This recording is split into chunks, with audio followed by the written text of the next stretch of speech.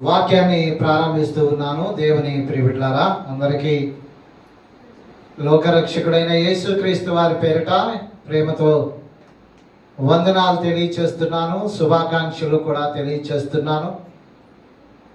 పునరుద్ధానుడైన యేసుక్రీస్తు వారు ఈ లోకానికి అజేయుడుగా విజయుడుగా మరణమును జయించి మరణపు ముళ్ళు విరిచిన ఒకే ఒక్క శక్తివంతుడుగా లోకానికి ఈరోజు పరిచయం అవుతూ ఉన్నాడు.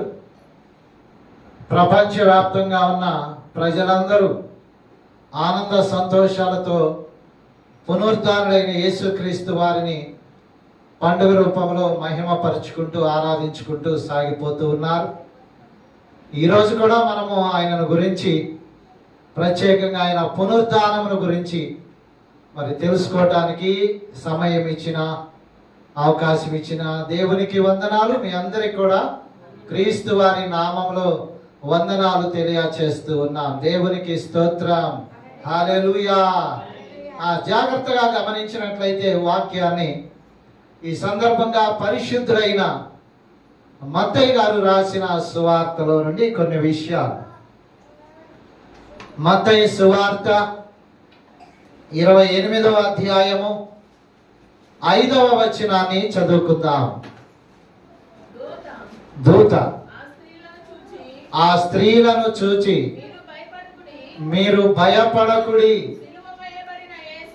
సిలువ వేయబడిన యేసును మీరు వెతుకుచున్నారని నాకు తెలియను. ఆయన ఇక్కడ లేడు, తాను చెప్పినట్టే ఆయన లేచి ఉన్నాడు.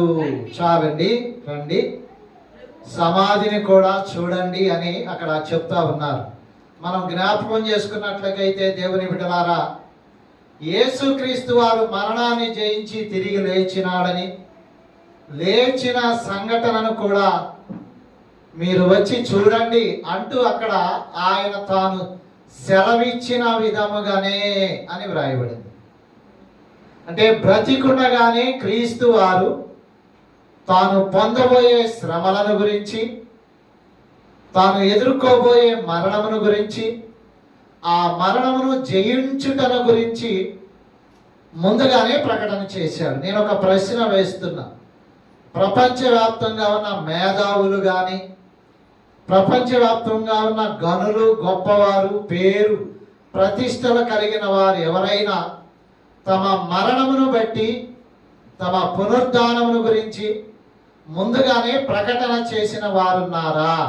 అనగా, నన్ను మీరు చంపుతారు, నేను సమాధి చేయబడతాను, అయితే 3వ దినాన నేను తిరిగి లెగుస్తా, మరణము నన్ను బంధించి ఉంచలేదు, మరణము నన్ను బంధించుట అసాధ్యం, మరణము నా మీద పెత్తనము చేయలేదు అని చెప్పిన దాఖలాలు ఏ గనుడికైనా, ఏ గొప్పవారికైనా ఉందా అని మనం ఆలోచన చేస్తే, అది చరిత్రలోనే in the entire history we did not see and find any person, any prominent person from the world.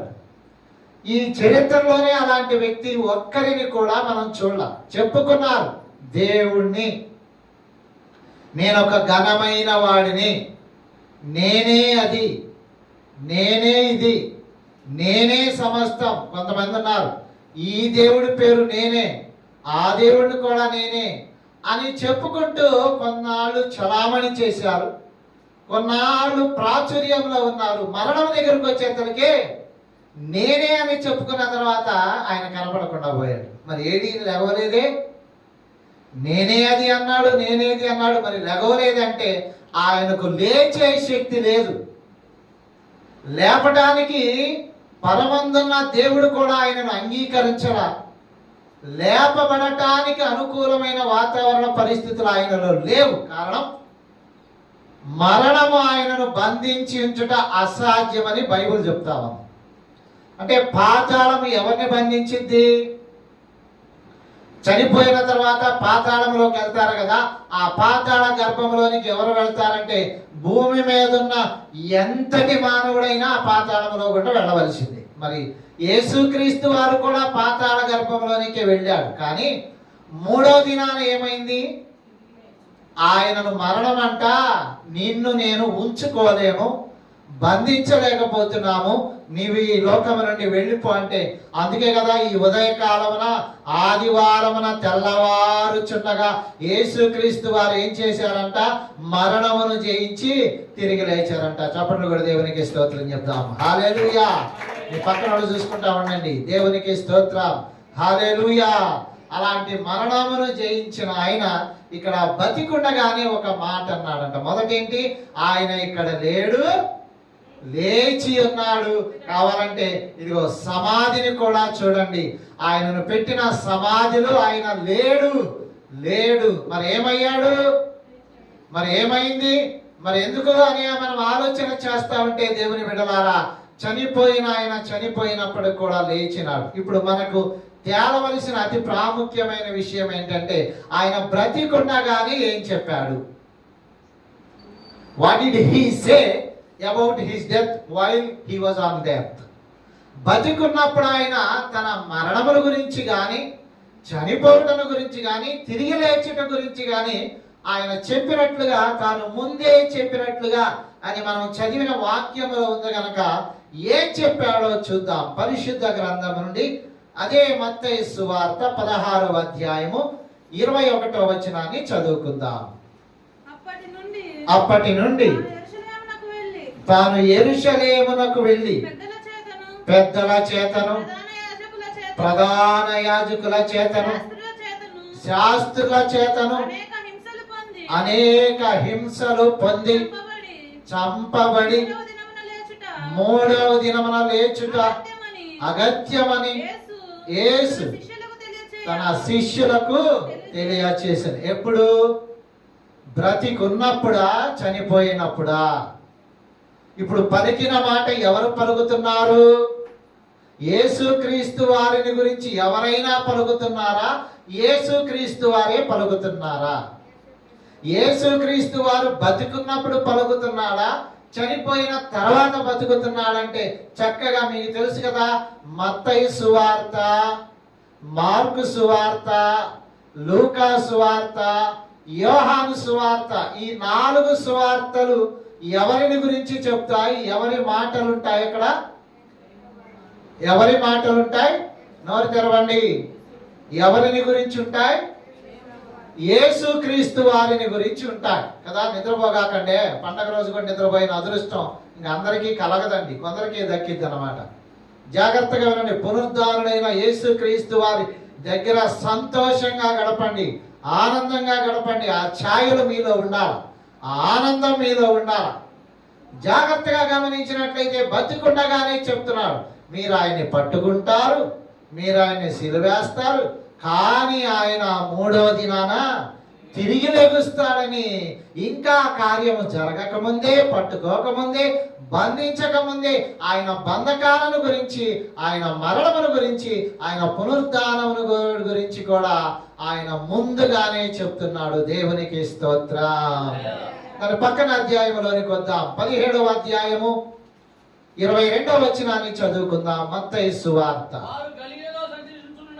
వారు గలిలయలో సంచరించుచుండగా యేసు మనిషి కుమారుడు మనుషుల చేతికి అప్పగించబడుచున్నాడు, వారు ఆయనను చంపుదురు, మూడవ దినమున ఆయన లేచునని వారితో చెప్పగా. చాలు చూసారా? ఈ మాట ఎప్పుడు పలుకుతున్నాడు? బ్రతికుండగానే చెప్తున్నాడు. ఎంత ఆశ్చర్యం అండి! బ్రతికుండగానే నన్ను పట్టుకుంటారు, బ్రతికుండగానే నన్ను చంపుతారు, బ్రతికుండగానే నన్ను సిలువేస్తారని చెప్పిన, అంటే తన మరణము కూడా ఏ రీతిగా ఉంటుందో తెలిసినవాడు, మరణము ద్వారా తనకి ఏం జరగబోతుందో కూడా తెలిసినవాడు, మరణము ద్వారా ఎట్టి మరణాన్ని ఆయన పొందబోతున్నాడో కూడా చెప్పగలుగుతున్నవాడు, తర్వాత ఆయన ఎప్పుడు మరణాన్ని జయించి తిరిగి లెగుస్తాడో కూడా చెప్పగలిగిన ఒకే ఒక్క మానవుడు, ఒకే ఒక్క దేవుడు ఎవరు? Who is that person? That is Jesus Christ. చప్పట్లు కొట్టండి. దేవునికి మహిమ కలుగును గాక. అలాంటి గొప్పవాడు ఈరోజు మరణాన్ని జయించి తిరిగి లేచినాడని వింటున్నాం. చాలా వింతగా లేదండి? నేను మిమ్మల్ని అందరినీ అడుగుతున్నా, మీకేమైనా మీ మరణం గురించి తెలుసా? ఎప్పుడు చచ్చిపోతారో తెలుసా? ఎప్పుడు చనిపోతారో తెలియదు కదా. పోనీ మరణించిన తర్వాత తిరిగి లెగుస్తారని తెలుసా? ఎన్ని రోజులకు లెగుస్తారనే తెలుసా? ఏ రోజు లెగుస్తారో తెలుసా? అసలు లెగుస్తారా అనే మాట అంటే లెగుస్తారా? లేచేదేంటి? లేవటం ఏంటి? అక్బర్ గారు చనిపోయారు, హుమయూన్ గారు చనిపోయారు, మన ఇందిరాగాంధీ గారు చనిపోయారు, గాంధీ గారు చనిపోయారు, నెహ్రూ గారు చనిపోయారు, రాజశేఖర రెడ్డి గారు చనిపోయారు. ఇట్లా పెద్ద పెద్దోళ్ళ పేరు చెప్పుకుంటాం కదా. పెద్ద పెద్దోళ్ళే లేకపోతే నేను లేవటం ఏంటండి? అసలు లేవటం ఏంటి? క్రొత్తగా వింటున్నామే. లేవటం అనేది చరిత్రలో ఎవరికైనా ఉందా?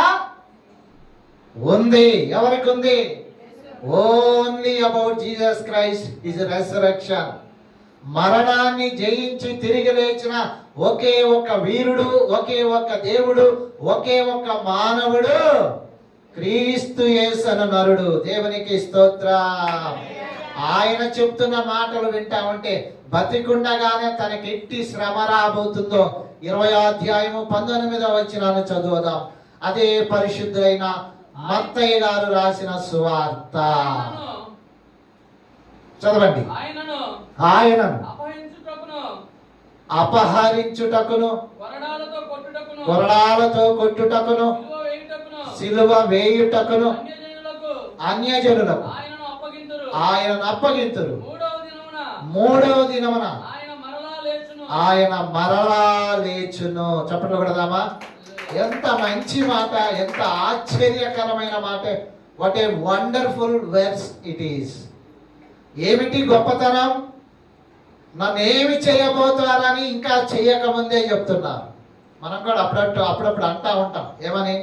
నాకు ఇట్లా ఏదో జరగబోతుంది, అట్లా ఏదో జరగబోతుంది. కానీ అట్లనే జరిగిద్దా అంటే ఆ చనిపోయే సమయానికి ఎట్ట జరిగిద్దో ఎవరికి తెలియదు. కానీ క్రీస్తు వారైతే బతికుండగానే అనేక సందర్భాల్లో నాకు ఇట్లా జరిగిద్ది, నన్ను ఇట్లా చేస్తారు, నన్ను ఇట్లా పట్టుకుంటారు, నన్ను ఇట్లా సిలువేస్తారు, నన్ను ఇట్లా ఇట్లా ఇట్లని నొక్కి ఒక్కాణించి ఆయన చెప్పటం ఆశ్చర్యకరంగా ఉందా లేదా? మీరే ఆలోచన చేసుకోండి.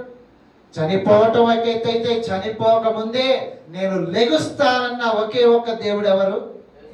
చనిపోకముందే నన్ను బంధిస్తారు, అయినా నేను బంధకాలను జయించి, అనగా అందుకే కదా మనం పాడతాం, జయ జయ యేసు, జయ యేసు, జయ జయ క్రీస్తు, జయ క్రీస్తు, జయ జయ రాజా, జయ రాజా, జయ జయ రాజా, జయ రాజా, జయ జయ స్తోత్రం, జయ స్తోత్రం, జయ జయ యేసు, జయ యేసు, జయ జయ క్రీస్తు, జయ క్రీస్తు, మరణము గెలచిన జయ యేసు, మరణము ఓడెను జయ యేసు. చెప్పండి. మరణము గెలచిన జయ యేసు, మరణము ఓడెను. ఏం గెలిచాడు? మరణాన్ని గెలిచాడు, మరణాన్ని ఓడించాడు, సమాధిని గెలిచాడు, సమాధిని ఓడించాడు, పాపాన్ని జయించాడు, పాపాన్ని ఓడించాడు, లోకాన్ని జయించాడు, లోకాన్ని ఓడించాడు. ఇలా చెప్పుకుంటా ఉంటే ఆ ప్రతిదానిని చివరికి సాతానును కూడా జయించిన వీరుడు యేసుక్రీస్తు. అందుకే మరణము మీద ఆయనకు ఎందుకు విజయం వచ్చింది? మరణాన్ని జయించడానికి ఆయనకు ప్రత్యేకమైన అధికారం ఎక్కడి నుంచి వచ్చింది? ఆయన కూడా మనలాంటి వాడేగా. ఆయన కూడా మనలాంటి నరుడే కదా. మనలాంటి నరుడికి మరణం మీద శక్తి ఎక్కడిది? మీరు చెప్పండి. యేసుక్రీస్తు వారి కన్నా కొన్ని సంవత్సరాల క్రితం గనులైన వారు మన దేశాన్ని, ప్రపంచాన్ని పరిపాలించారు కదా. వారిలో ఎవరి పేరు లేచిన జాబితాలో ఉందా? లేదు అని మనం వింటున్నప్పుడు క్రీస్తు యేసు అనే నరుడు 33.5 సంవత్సరాలు జీవించిన ఈయన పేరే ఎందుకు రాశారు, రాయవలసి వచ్చింది? ఎలా రాశారు? ఎట్లా పడితే అట్లా రాశారా? ఊరకనే రాశారా? రాయలేరు కదా. మరణము జయించటం అనేది మాటలు కాదు. అందుకే బ్రతికుండగానే ఆయన నొక్కి ఒక్కాణిస్తున్నాడు. ఏమని? నన్ను వీళ్ళు బంధిస్తారు, చంపేస్తారు, చిత్రహింసలు పెడతారు, అయినా నేను లెగుస్తాను. మీరు చెప్పండి, అలా ప్రకటించిన వాక్యము నెరవేరిందా? ఎప్పుడు నెరవేరింది? ఎప్పుడు నెరవేరింది? ఈ రోజే నెరవేరింది. దేవునికి స్తోత్రం. ఈ ఆదివారమున, అదే కదా ఈస్టర్ పండుగని జరుపుకుంటున్న మానవాళికి శుభవార్త ఏంటంటే, ఆయన శుక్రవారమున గుడ్ ఫ్రైడే సందర్భంగా సిలువ వేయబడ్డాడు. ఆదివారం వచ్చేసరికి పునరుద్ధానుడై తిరిగి లేపబడ్డాడు. దేవునికి స్తోత్రం. అలాంటి గొప్ప దేవుడిని గురించి మరి ఒక మాటను 27వ అధ్యాయము అదే మత్తయి సువార్త 63వ వచనాన్ని చదువుకుందాం. అయ్యా, ఆ వంచకుడు సజీవుడై ఉండినప్పుడు 3 దినములైన తరువాత నేను లేచదనని చెప్పిన మాకు జ్ఞాపకమున్నది. ఎవరంటున్నారు ఈ మాట? ఎవరితో అంటున్నారంటే ఆశ్చర్యం. యేసుక్రీస్తు వారు అప్పటికే సిలువ వేయబడి ఉంటే అక్కడున్న దొంగలు లేకపోతే రక్షక భటులు ఆ దినాన సిలువ వేసిన వారిలో ఒక అలజడి రేగింది. ఏమన్నాడు ఆయన? బ్రతికుండగానే చెప్పాడంటే వీళ్ళు అంటున్నారు పోలీసులు, లేకపోతే అక్కడ కాపలాగా వస్తున్న రక్షక భటులు, ప్రధాన తీర్పరి అయిన లేకపోతే ఆ సుప్రీం కోర్టు గవర్నర్, లేకపోతే ప్రధాన తీర్పరి జడ్జి దగ్గరికి వెళ్ళి అంటున్నాడు, అయ్యా ఆ వంచకుడు బతికున్నప్పుడు ఏమన్నాడు? మీరు నన్ను చంపుతారు, సిలువ వేస్తారు, కానీ నేను 3వ దినాన లెగుస్తానన్న మాట మాకు జ్ఞాపకం ఉందని వాళ్ళు కూడా చెప్తున్నారు. చెప్పండి కొడదామా? స్టేట్మెంట్ ఇస్తున్నారు. ఆయన మామూలుడు కాదయ్యో, 3వ రోజున ఆయన తిరిగి లెగుస్తానన్నాడయ్యా. లేచాడా? మరి మీకు చెప్పండి, సమాధికి ఏం చేశారు? సీలేశారు.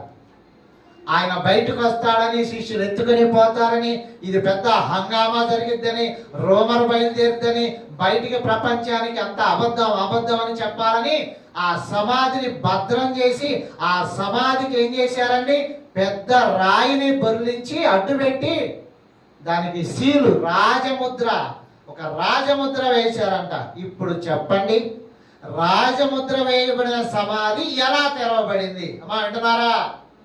రాజముద్ర వేస్తే ఎవరు తీయటం సాధ్యం కాదుగా. రాజుగారి సెలవ లేకుండా, రాజుగారి ఉంగరముతో ముద్రించిన, అలాగే కదా రాజైన అహశ్వరోష్ అంటున్నాడు ఏమని? యూదులందరినీ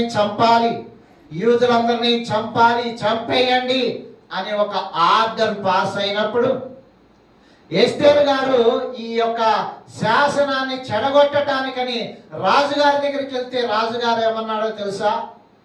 భూలోకములో ఒక్కసారి రాజుగారి ఉంగరము చేత ముద్రించబడిన ఆ ఆర్డరు, ఆ శాసనాన్ని ఎవరు కూడా చెరిపివేయటం కానీ, తుడిపివేయటం కానీ, క్యాన్సల్ చేయటానికి వీలు లేదు అన్నాడు. మరి ఇప్పుడు యేసుక్రీస్తు వారు మరణము సందర్భంగా ఆయన లేవకుండా సమాధికి ఇలా సీలు వేస్తే ఎలా లేచి వచ్చాడు? How is it possible to come out of the tomb of the grave? చెప్పండి, సమాధి నుండి బయటికి ఎలా వచ్చాడు? క్రైస్తవ ప్రపంచం ఇవాళ పండుగ చేసుకుంటున్నారంటే లేచినాడని చేసుకున్నారా, గుడ్డిగా నమ్మి చేసుకుంటున్నారా? చెప్పండి.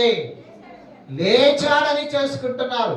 లేచింది వాస్తవం అంటే నువ్వు నేను ఒప్పుకోవటం కాదు, ప్రపంచంలో ఉన్న అత్యధికులు ఇలా ఆయన లేచినాడని, మరణాన్ని జయించినాడని తప్పకుండా ఆయన ఒప్పుకొని తీరాలి, ఒప్పుకుంటూనే ఉన్నారని మనం చూస్తున్నాం. అదే మత్తయి సువార్త 12వ అధ్యాయము 40వ వచనాన్ని కూడా చదువుకుందాం. The same book, chapter 12 verse 40.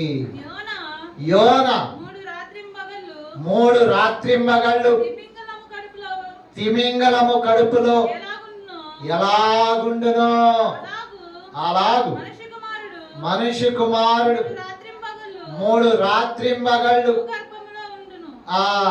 జాగ్రత్త వినండి, చెప్పండి. ఈ మాట అన్నది ఎవరు? ఈ మాట ఎప్పుడు చెప్పారు? ఈ మాట యోనా గారితో పోల్చి ఎవరు మాట్లాడుతున్నారు అని మనం ఆలోచన చేస్తే, నేను ముందే చెప్పా, సువార్తలలో ఎవరు మాట్లాడతారు? యేసుక్రీస్తు వారు మాట్లాడతారు. కనుక యేసుక్రీస్తు వారు కొత్త నిబంధనలో వాడు. జాగ్రత్తగా చూడండి, యేసుక్రీస్తు వారు కొత్త నిబంధనలో వాడు అయ్యుండి పాత నిబంధనలో చిన్న ప్రవక్తలలో ఉన్న యోనా ప్రవక్తను ఉద్దేశించి ఆయన ఎలాగూ చనిపోయి తిమింగలం కడుపులో 3 రాత్రింబగళ్ళు ఉంటాడో అలాగే మనిషి కుమారుడు కూడా భూగర్భంలో 3 రాత్రింబగళ్ళు ఉంటాడని చెప్పారు. చెప్పింది యేసుక్రీస్తు వారు, చెప్పింది యేసుక్రీస్తు వారిని గురించే. కానీ ఎవరిని పోల్చి చెప్తున్నాడు? పాత నిబంధనలో ఉన్న యోనా ప్రవక్తను. ఇప్పుడు జాగ్రత్తగా ఆన్సర్ చేయండి. పాత నిబంధనలో యోనా గారు లాగే ఆయన 3 రోజుల పాటు చేప కడుపులో, మత్స్యపు కడుపులో, అంటే చనిపోయి ఆ గర్భములో ఉన్నట్లుగా ఉన్నాడని అన్నాడు కదా. అలాగే మనిషి కుమారుడైన యేసుక్రీస్తు వారు కూడా 3 రాత్రింబగళ్ళు గర్భములో, అంటే కింద ఉన్నాడా? భూగర్భములో ఉన్నాడా? ఉన్నాడా? మీకు ఓపికంటే చెప్పండి, ఉన్నాడా?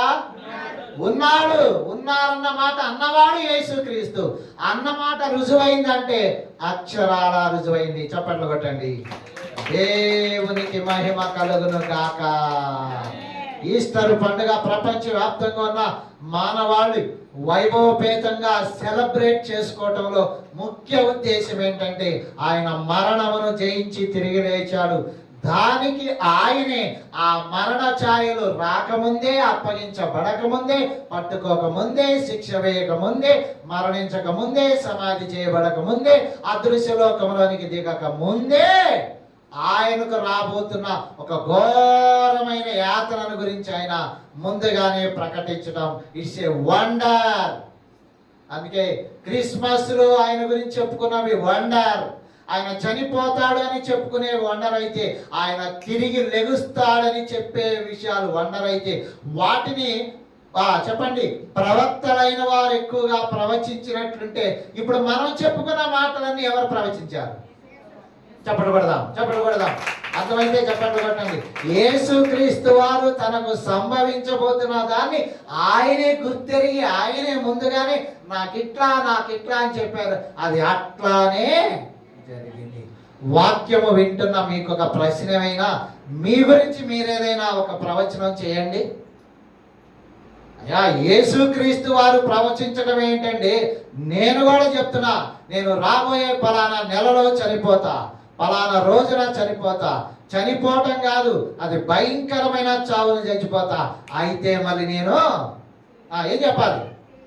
అయితే నేను మళ్ళా 3వ రోజు కాదు, మొదటి రోజే లెగుస్తా అని ఎవరైనా చెప్పండి. ఎనీవన్ కెన్ స్టేట్మెంట్ చెప్పండి. ఎవరైనా చెప్పగలరా?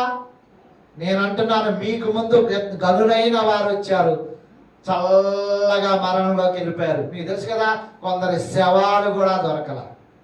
వింతైన మాట చెప్పనా, శవాలు దొరకలేదనే మాటకి యేసుక్రీస్తు వారి సమాధిని చేసింది ఎవరు? శిష్యులా కాదా? శిష్యులా కాదా? శిష్యులే అంటున్నారు కదా. జాగ్రత్తగా మనం విందాం. యేసుక్రీస్తు వారు శిలువ మరణం పొందినప్పుడు ఆయన ఎదుట నిలబడిన శిష్యులు ఎంతమంది? శిష్యులు అన్నారుగా, మళ్ళీ ఒక్కడే అంటున్నారు కదా. సరే, జాగ్రత్తగా రండి. యోహాను గారు ఆయన చనిపోయిన తర్వాత ఆయన శవాన్ని ఎత్తుకెళ్ళి పాతింది యోహాను గారైనా? జాగ్రత్తగా వినండి. శిష్యులు అన్నారు కనుక శిష్యులు కాదు, శిష్యులు లేరు. శిష్యులు అనేవారు కనుమరుగైతే చూడండి, బహిరంగంగా వెంబడించిన శిష్యులేమో కనుమరుగైపోయారు, రహస్యముగా వెంబడించిన శిష్యులేమో లైన్లోకి వచ్చి ఆయన శవాన్ని పాతిపెట్టారు. చప్పట్లు కొట్టండి. ఇక రెండవ మాట, యేసుక్రీస్తు వారికి తలవాల్చుకొనుటకు స్థలము లేదని మనం విన్నాం కదా. మరి ఆయనకి సమాధి ఎక్కడి నుంచి వచ్చింది? సమాధికి స్థలం ఎక్కడి నుంచి వచ్చింది? ఏర్పాటు చేయబడిన సమాధిని ఎవరు చేశారు? అదే పెట్టి ఎవరు తెచ్చారు? ఆ సుగంధ ద్రవ్యాలు ఎవరు తెచ్చారు? వగైరా ఎవరు తెచ్చారంటే వెంబడించిన శిష్యులు అందరూ పారిపోయారు. తెలిసిపోతుంది కదా. మరి ఇప్పుడు ఎవరు చేస్తారు అని ఆలోచన చేస్తే గొప్ప వింత ఏంటో తెలుసా? పరిశుద్ధులైన మత్తయి గారు 27వ అధ్యాయము 59, 60లో రాస్తా ఉంటాడు. అప్పటికి తన కొరకు సిద్ధపరిచిన సమాధిలో యోసేపు ఆ దేహమును తీసుకొని శుభ్రమైన నారబట్టతో చుట్టి తాను, ఆ మాట వినండి, తాను రాతిలో తొలిపించుకొనిన క్రొత్త సమాధి. ఎవరి కొరకు తొలిపించుకున్నాడు? యేసు ప్రభువారి కొరకు కల్పించుకున్నాడా? యేసయ్య కొరకు సిద్ధపరిచిన సమాధి అంటే కాదు. It was prepared for himself. ఎవరైనా అరిమతయి యేసోపు అని ఆయన కొరకు సిద్ధపరిచిన కొత్త సమాధిలో యేసుక్రీస్తు వారిని తీసుకెళ్లి పెట్టారంట. చెప్పండి కొడదామా? దిక్కులేని సాగు చచ్చావు కదరా అని అంటానికి తావు లేకుండా చూడండి, వెంబడించిన శిష్యులు కనుమరుగైతే రహస్యముగా ఉన్న శిష్యులు లైన్లోకి వచ్చాడు. ఇంకొక వింత చెప్పనా? మరి యేసుక్రీస్తు వారు చనిపోయినప్పుడు మనలో కూడా చాలా మంది చనిపోతే పెట్టి తెస్తారు, సెట్టు తెస్తారు, పూలు తెస్తారు, ఇంకా అవి తెస్తారు, ఇంకా తెల్లని వస్త్రాలు తెస్తారు కదా. మరి ఇప్పుడు యేసుక్రీస్తు వారికి ఎవరు తెస్తారు? మరియమ్మ గారు తెచ్చినట్టుందా? లేదే. శిష్యులు తెచ్చారంటే అసలు దేహం దగ్గరే లేరే. బరియల్ కార్యక్రమంలో వారు కనపడినట్టుగా మనకు లేదు కదా. మరి ఇప్పుడు ఎవరు తెస్తారు? సుగంధ ద్రవ్యాలు పుయ్యకుండానే పెట్టిలో పెట్టారా? లేదు. ఆయన బరియల్ కార్యక్రమం అంతా విశేషముగా అన్ని హంగులతోనే జరిగింది. కావాలంటే ఒక మాట చదువుదాం. పరిశుద్ధులైన యోహాను గారు రాసిన సువార్త 19వ అధ్యాయము 30 వచనం చదువుకుందాం. 38 చదువుదాం. 8 చదువుదాం. యూదులు భయము వలన చూడండి, చాలా జాగ్రత్తగా ఇక్కడ ఒక ఆయన పెట్టుకొస్తాడు. రహస్యముగా యేసు శిష్యుడైన అరిమతయి యోసేపు పిలాతు వద్ద సెలవడిగాను. అతడు వచ్చి, ఇది మనం ఇప్పటి వరకు విన్నాం. దాని కింద మాట, మొదట రాత్రి వేళ, జాగ్రత్తగా వినండి. ఇక్కడ ఇంకొక ఆయన వస్తున్నాడు చూడండి. రాత్రి వేళ ఆయన యొద్దకు వచ్చిన నికోదేము కూడా బోళముతో కలిపిన అగరు రమారమి 150 సేర్లు ఎత్తు. చప్పట్లు కొడదామా?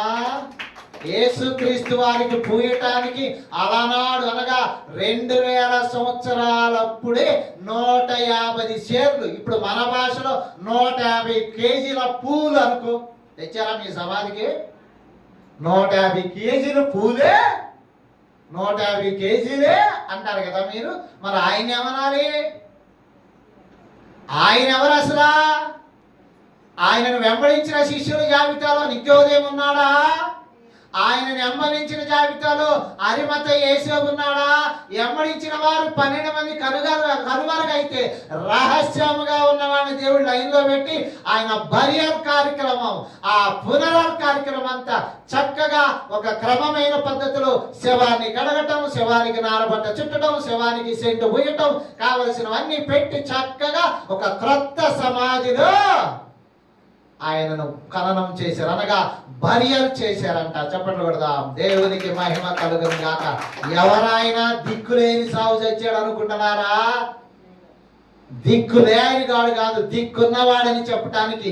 అందుకే ప్రపంచంలో రహస్యముగా వెంబడించే వాళ్ళు 1,000,000 మంది ఉన్నారంటే యేసుక్రీస్తు వారు. ఓపెన్ గా బహిరంగంగా వెంబడించేవాళ్ళు ఇదిగో వీళ్ళు వీళ్ళని మనం అనుకుంటాం, కానీ తెలియని వాళ్ళు ఎంతో మంది ఇప్పటికీ ఉన్నారంట. దేవుని బిడ్డలారా, ఆలోచన చేసుకో. ఆలోచన చేసుకొని నువ్వు ఆయనను ఎలా వెంబడిస్తున్నావో జ్ఞాపకం చేసుకొని ఈ పునరుద్ధాన శక్తితో లేచిన యేసుక్రీస్తును ప్రకటించు. చూడు, రహస్యంగా ఉన్న వారి కొన్ని వేల రూపాయలు ఖర్చు పెట్టి ఆయన కార్యం చేయడానికి ముందుకొచ్చి ఉండగా ఆయనను నమ్మి బాప్తిజం తీసుకొని ఆయన కొరకు నువ్వు చేసే త్యాగం ఏంటి, ఆయన కొరకు నువ్వు ఇచ్చే సాక్ష్యం ఏంటో ఆలోచన చేసుకొని ఈ రోజు నుంచి అయినా ఈ గొప్ప శక్తి, ఈ పునరుద్ధాన శక్తిని అందుకొని పొందుకొని విశేషముగా లోకానికి ప్రకటించాలి. ఏం ప్రకటించాలి? ఆయన ఇక్కడ లేడు, ఆయన లేచి ఉన్నాడు.